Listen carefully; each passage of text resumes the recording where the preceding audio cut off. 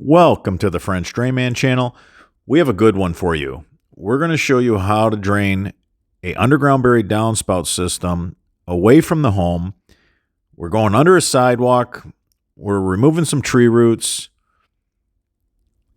If you want to protect your home from water damage, if you want to protect your crawl space or your basement from flooding, you have to get your roof runoff system underground. I'm going to answer all the most frequently asked questions in this video about underground buried downspout systems. Everybody wants to know, how far away should we run our underground buried downspout system away from the home?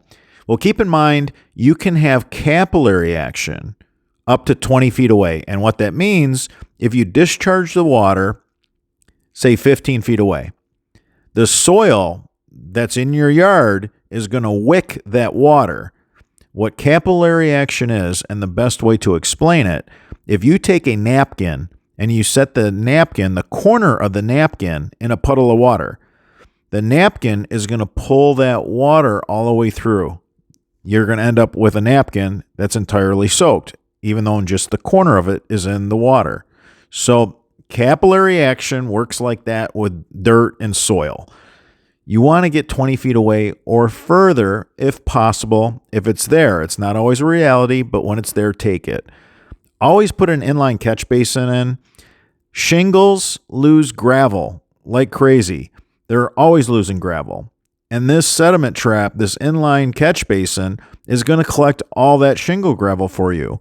That way it won't plug or clog your line. This is something that doesn't require that much maintenance. This particular inline sediment trap is known as our 5 to 10 year sediment trap, meaning that it only needs to be cleaned once every 5 years for shingle gravel. So that's pretty low maintenance. It's a larger sediment trap. Make sure to use a really good plumbing tape on all your connections. That way you don't have excessive leaking throughout your system.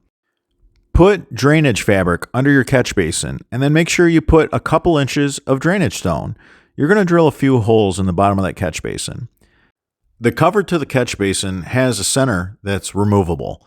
This is for easy access for when it comes time to maintenance. You have a choice to either vent that or to have it a solid center. The vent is good in the north. In the wintertime, your pop-up might freeze. If your pop-up freezes, you want to be able to vent the water. During a thaw, you still want to get that water off the roof. Make sure you have somebody help you with this part. It's really good to have a friend or family member stand back and let you know when your gutter is nice and straight. You don't want your gutter downspout to be crooked, so you need a friend to stand back and tell you when it's nice and straight with the brick mortar lines. You want it to look good when you're done. You only want to do this once. You don't want to have to go back and do it twice. Now pour that stone underneath that inline catch basin. You're going to have some holes drilled in the bottom of the inline catch basin. You got drainage fabric under it. You want a pocket of stone between the basin and the fabric. Now, after a rain event, these little holes can drain what's left in that inline catch basin in the subsurface soil. But you only want to drill really small holes. That way you're not losing a lot of water at the catch basin during a rain. The idea is to get most of the rain, most of the storm water to the pop-up emitter. And the holes in the inline catch basin to be no more than 1/4 of an inch. 1/4 of an inch maximum for the holes in the bottom of the catch basin. Now, always pack dirt under the sidewalk with your shovel handle. Make sure you're running a solid pipe by all the trees and shrubs. Don't run any knife cut in a yard with a big tree. Now put some drainage fabric underneath your pop-up, and you're going to do the exact same thing that you did with the inline catch basin. You want a pocket of stone between your pop-up emitter and your drainage fabric. That way it can drain out into the subsurface soil after a rain. Unfortunately, all those beautiful trees that we love so much, they cause a lot of damage to underground buried downspout systems. So try to stay as far away from a tree as you possibly can.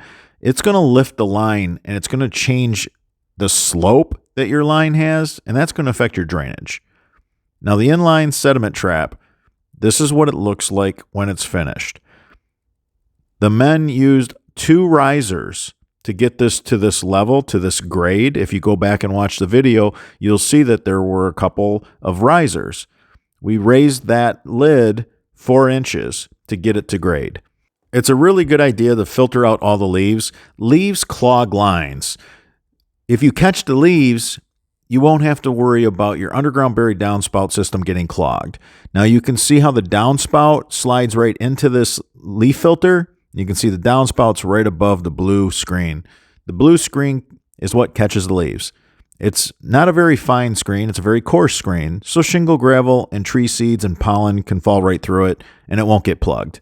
You can take the center out and you can push a garden hose through because a lot of shingle gravel falls straight down the downspout and it lands right in the elbow of the underground system. So if you take a garden hose and just run some water and just push it to that inline catch basin once a year, just for a peace of mind. That inline catch basin is the first of its kind. That's a triple patent pending inline catch basin that was just developed and is brand new, just released, new to the market. The shape allows all the sediment to settle to the center so that it's really easy to clean. And the bottom has some guide holes so that you can take a 1/4 inch drill bit and just drill some drain holes. It's only 5 inches wide and it fits in a trench made with a shovel. If you found any of this helpful, give us a thumbs up. It supports our channel. I'm your host, Robert Sherwood, and until that next video.